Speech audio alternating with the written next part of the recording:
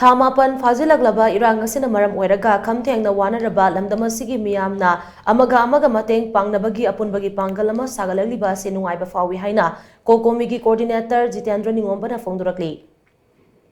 Wafam asi irang asina maram oiduna more amasung Churachandpurdagi lanchenaduna housing relief camp kyada leiriba meeyamda All Manipur Veneer and Plywood Manufacturer Association AMBPMA na COCOMI ki khutangda sel oina lupa lakh tara ki mateng piduna lamphelde leiba COCOMI ki office ta pangthokpa mateng pangbagi thoramga mari leinana haikibane. More amasung Churachandpur gi leiriba committee anida lupa lakh manga gi mateng pangbagi thoram aduda Jeetendra Ningomba na makha taraduna hai hauzik thamapan phajilaklaba Manipur gi irang asida meeyam asi kham thengna awaba mayoknaduna leiri masida tongan ba entrepreneur amadi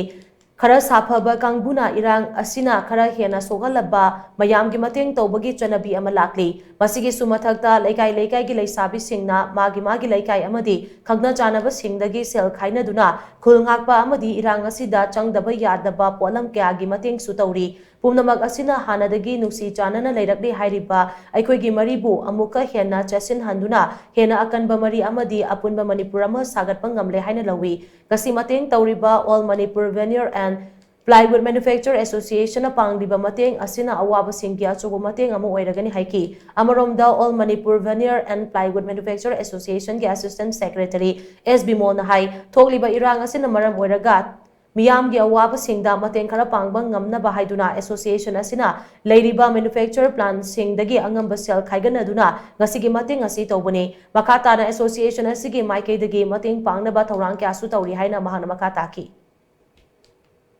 Sansilba Kongjang Siga Mari Lenana Yamne Hena Ikogi Handaki Irang Sida quite again to Musogna Wakiba Chuchan Buddha Levi Nuxireba Egi Silinoxina Hairibon Pum the Zahik Agimamang the Gi Tanjarakusel to Mayando Amat Chitadina Oina Mangangiba aduna manumudina leibusu yadra buda koi mapum sida reliquem da le pusiam the queen lele adubu leiba reliquem da lebisi government ke makai disu piba yabadi dum kharisu pirumani madumung na ko satisfy oibadi leite adubu leibidi ba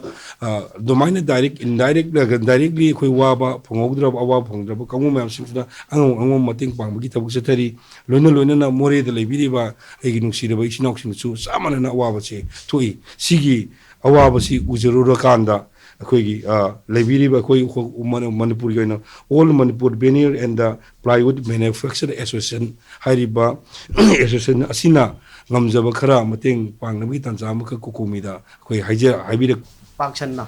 awaba taba chinaw singjida koina pi hanbagi PSP gi thimda koina tawjabne du hauji so koi association side gi koi phamung khara chanjari phamung je 300 kumba sugrani khale si jo koi mathangi ani su koi gi COCOMI housing lai bi ba pam mathang chu koi pi ba ngamna bhana jage